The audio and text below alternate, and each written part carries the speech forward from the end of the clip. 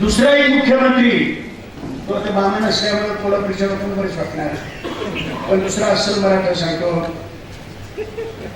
त्यानं सत्य शोधत कोणता साईबाबा, सत्य साईबाबा.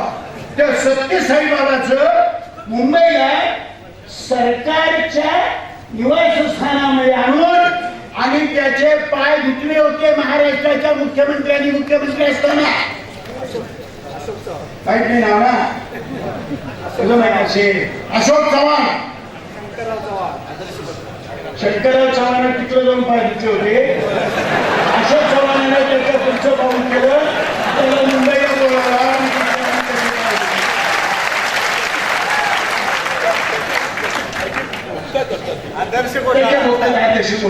मुद्दा मला काय सांगायचं आहे बाबा हो, महाराष्ट्रामध्ये आपल्याला खरं सांगू का, आपल्याला काम करण्याची सवय कमी, ओरडायची सवय जास्ती, आणि आपला जोर दिसला झाली एक विवेक परिषद झाली. काय परिषद झाली, काय बोला, संजयनी पाटील काय म्हणला आणि कसं कसं झालं, कशी गिरवली.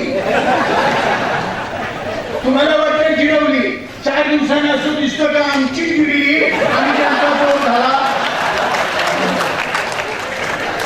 सततपणे करत राहिलं पाहिजे, सततपणे करत राहिलं पाहिजे. जर तुम्हाला मी सांगतो यांचा जर कोणता गुण घ्यायचा असेल, दाभोळकरांचा जर कोणता गुण करायचा घ्यायचा असेल तो घेतला पाहिजे आपण सगळ्यांनी. मी सुद्धा घेतला पाहिजे, कधी कधी मला सुद्धा सहन होत नाही.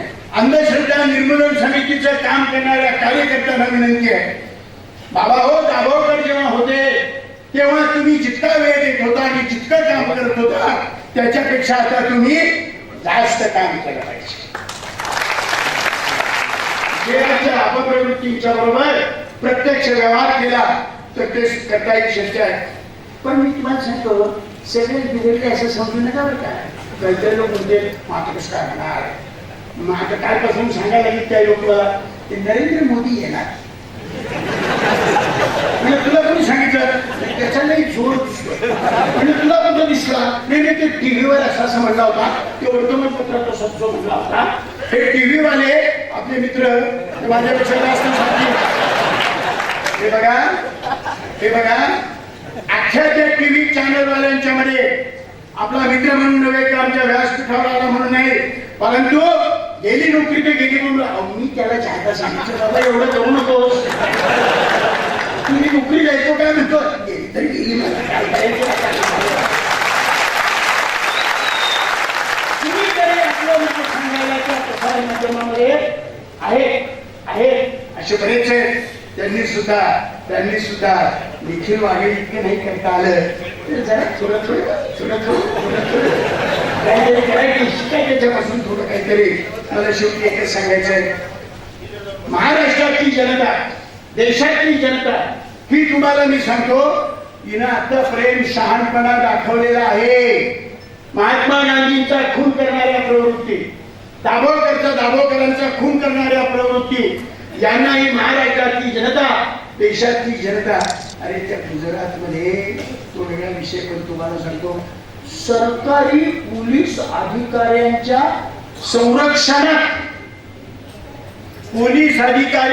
संरक्षणात मुसलमानांचे मुद्दे मांडले, मुसलमान स्त्रियांच्यावर बलात्कार करण्यात आल्या, पोलिसांच्या देखरेखीखाली या प्रवृत्तींच्या बरोबर मुकाबला करायचा आहे. काम अवघड आहे, अशक्य नाही.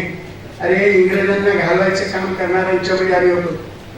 महात्मा गांधी अर्धे कपडे नेसून फिरायचा, अंगावर कपडे नसायचे, आणि त्याची चेष्टा महाराष्ट्राच्या देशातल्या लोकांनी केलेली आणि वाचलेली पाहिलेली आहे. अजून ते काय सांगते, हा नंगा फकीर हा इंग्रजांचा राज्य घड्याळ घालवला असं त्याला म्हणत होते. 150 वर्ष लढली या देशातली जनता, 150 वर्ष लढली या देशातली जनता, आणि त्यांना मी घालवलं. त्यांना घालवायच्या पेक्षा आता जे आहे त्यांना घालवणं जरा अवघड आहे. आपल्यालाच दिसतंय हो, नाक आपल्यासारखं, तोंड आपल्यासारखं, रंग आपल्यासारखा, नाव आपल्यासारखं.